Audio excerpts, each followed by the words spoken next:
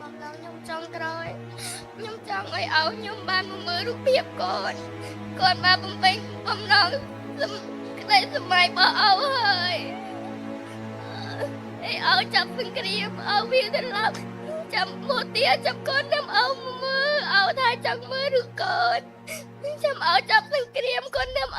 មើលកូនបំពេញក្តីសម័យកូនអានេះឲ្យញ៉ែប្រាប់កូនថា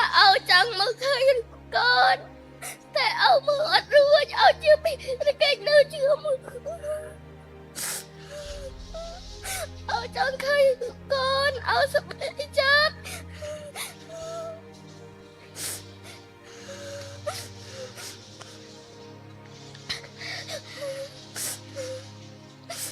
ខ្ញុំចង់ប្រាប់ទៅពិភពលោកថាសូមឲ្យចាប់ជួយដោះស្រាយដល់កម្ពុជាផងកម្ពុជាមិនចង់មានសង្គ្រាមទេចង់កម្ពុជាចង់បានសន្តិភាពសូមឲ្យ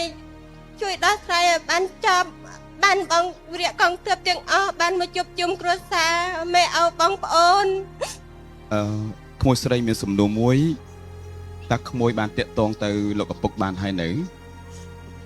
តាក់ទងគាត់បានកាលពេលល្ងាចម្សិលមិញគាត់ចុះមកយកស្បៀងទៅគាត់ចុចមកក៏ម៉ែនាងប្រាប់ថាខ្ញុំនាំកូនទៅសៀមរាបទៅមើលរូបកូនពេលនេះគាត់ថាខ្ញុំចង់ទៅណាប៉ុន្តែខ្ញុំទៅអត់រួចទេគាត់និយាយបានតែប៉ុណ្្នឹងគាត់បិទទូរស័ព្ទគាត់ថាគ្រាប់មកហើយគាត់ឲ្យហ៊ាននិយាយយូរគ្រាប់មក